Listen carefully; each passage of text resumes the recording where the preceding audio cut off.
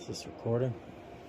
Alright, so I was sitting around staring at the walls and figured we'd drop another black pill. This one is related to demographics, and specifically this concept that I came up with of, call it, generational absorption. So we'll start from the idea here that the sex ratio balance in a demographic, it should ideally remain at 1-to-1. And in order to do this, there tends to be more males born.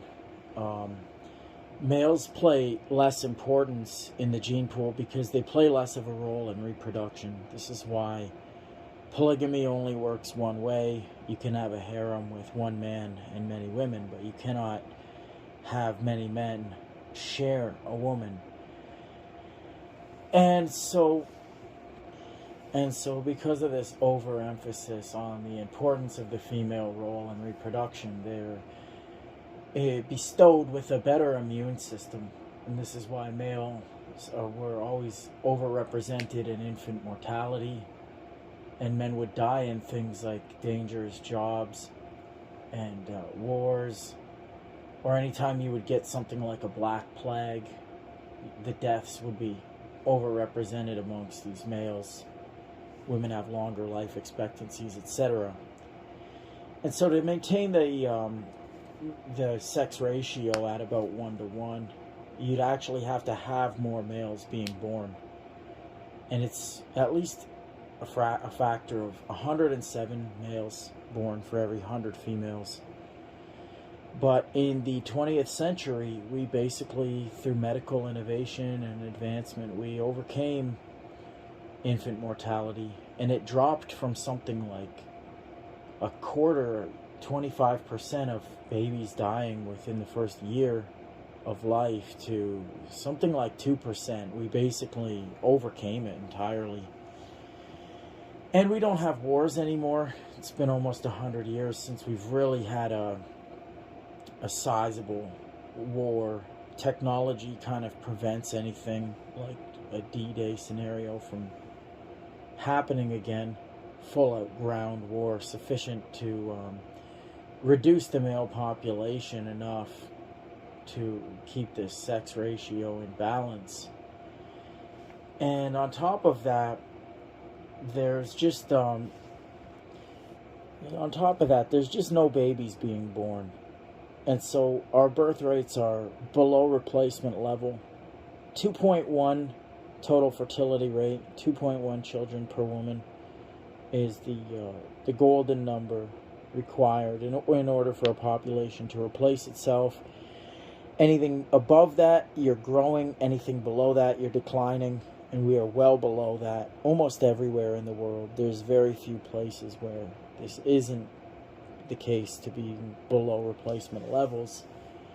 So in the past, these excess males, they would have been absorbed into the younger years, right? There's always going to be, if you have a growing population of above 2.1 of the total fertility rate, there's always going to be more people who are 25 than who are 30, more who are 20 than who are 25, more who are 10 than who are 20. So you're growing out the base, you're expanding. And so all these surplus men, they could just get absorbed into the age bracket a couple of years down, and there'd always be more coming after you. And this is why you see this trend of husbands being a few years older than their wives, 3 to 5 years older. Not a huge margin, we're not talking 20 years, but a little bit older tends to be the norm. You don't see very many older women who outage their male partner by 5 years or anything like this. We view it as a little bit weird. And on top of that, you had China and India and Azerbaijan and these places selectively aborting females for the better part of 3.5 decades. They prevented half a billion births in these places, and they ended up in a situation where in India you have 55 million surplus males, outnumbering females under the age of 40. In China, you have almost an exact same figure.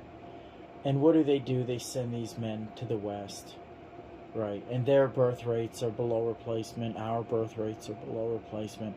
So there's nowhere for these men to go.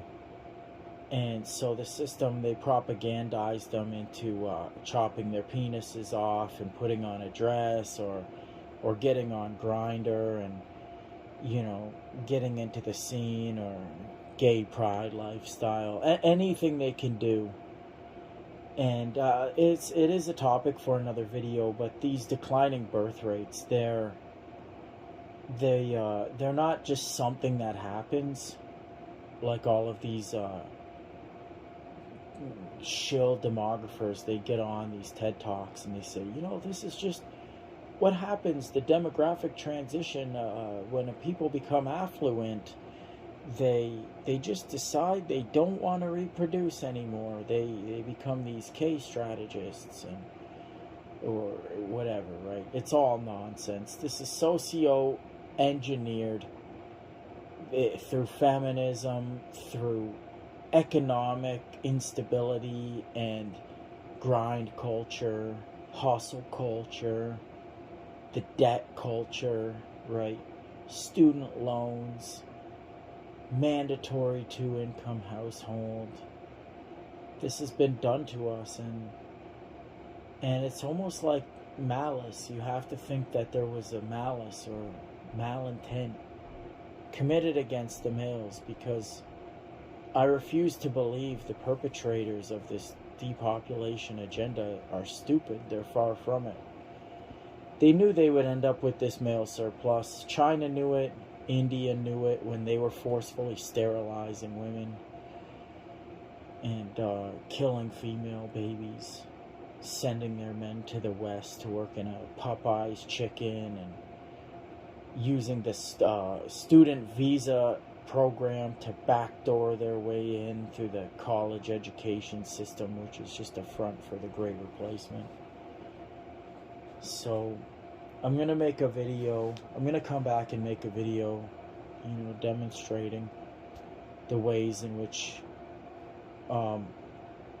they've actually created this below replacement level fertility rate in order to depopulate us, so they could avoid some kind of a Malthusian trap that they believe is imminent, based on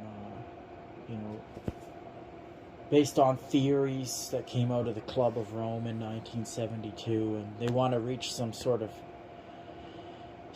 perpetual sustainability, which requires degrowth economics. This is why things like go woke, go broke are a cope. And they're basically, you know, they see the suicide rates are up. That's gravy, baby. That's gravy, baby. They see these excess males killing themselves or turning into fags or whatever, cutting their dick off. That's gravy, baby. That's what it's all about for this ruling class. So yeah, I'll come back and make that video, but I think I've said enough for that.